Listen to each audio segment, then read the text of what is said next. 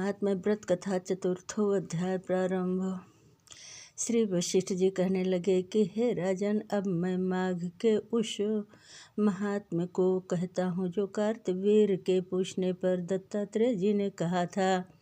जिस समय साक्षात विष्णु के रूप श्री दत्तात्रेय जी सत्य पर्वत पर रहते थे, तब महिष्मति के राजा सहस्त्रार्जुन ने उनसे पूछा कि हे योगियों में श्रेष्ठ दत्तात्रेय जी, मैंने सब धर्म सुने, अब आप कृपा करके मुझसे माघ मास का महात्म कहिए।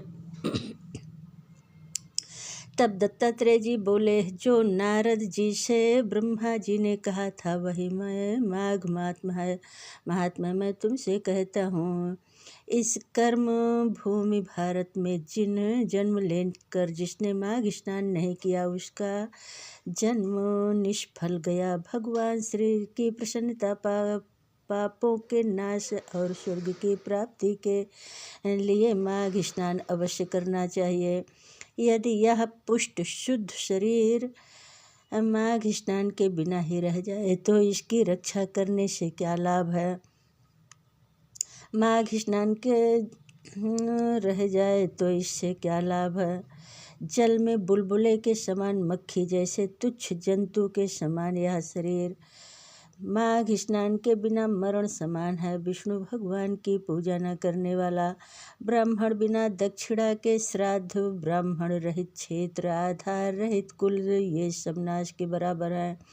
गर्व से धर्म का क्रोध, तप से गर्व से धर्म का, क्रोध से तप का, गुरुजनों की सेवा न करने से स्त्री तथा ब्रह्मचारी, बिना जली अग्नि के हवन और बिना साक्षी के मुक्ति का नाश हो जाता है। जीविका के लिए कहने वाली कथा, अपने ही लिए बनाए हुए भोजन की क्रिया, शूद्र की भिक्षा लेकर किया हुआ यज्ञ तथा कंजूस का धन, यह सब नाश के कारण है। बिना अभ्यास और आलस्य वाली विद्या, असत्यवाणी, विरोध करने वाला राजा, जीविका के लिए तीर्थ यात्रा, जीविका के लिए व्रत, संदेह युक्त मंत्र का जप, व्यग्र चित्त होकर जप करना, वेद न जानने वाले को दान देना, संसार में नास्तिक मत ग्रहण करना, श्रद्धा बिना धार्मिक क्रिया, यह सब व्यर्थ है। और जिस तरह दरिद्री का जीना व्यर्थ है, उसी तरह माघ स्नान के बिना मनुष्य का जीना व्यर्थ है। ब्रह्मघाती, सोना चुराने वाला, मदिरा पान वाला, गुरु पत्नीगामी और इन चारों की संगति करने वाला माघ स्नान से पवित्र होता है। जल कहता है कि सूर्योदय से पहले जो मुझ में स्नान करता है मैं उसके बड़े से बड़े पापों का नष्ट कर देता हूँ। महापातक भी स्नान करने से भस्म हो जाते हैं। माघ मास के स्नान का जब समय आता है तो सब पाप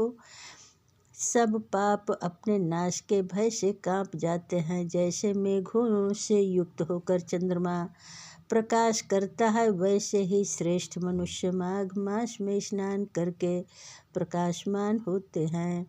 काया वाचा मनसा से किए हुए छोटे या बड़े, नए या पुराने, सभी पाप स्नान से नष्ट हो जाते हैं।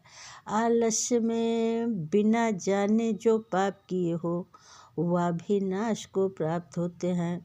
जिस तरह जन्म जन्मांतर के अभ्यास से आध्यात्मिक ज्ञान की प्राप्ति होती है, उसी तरह जन्म जन्मांतर अभ्यास से ही माघ स्नान में मनुष्य की रुचि होती है। यह अपवित्रों को पवित्र करने वाला बड़ा तप और संसार रूपी कीचड़ को धोने की पवित्र वस्तु है।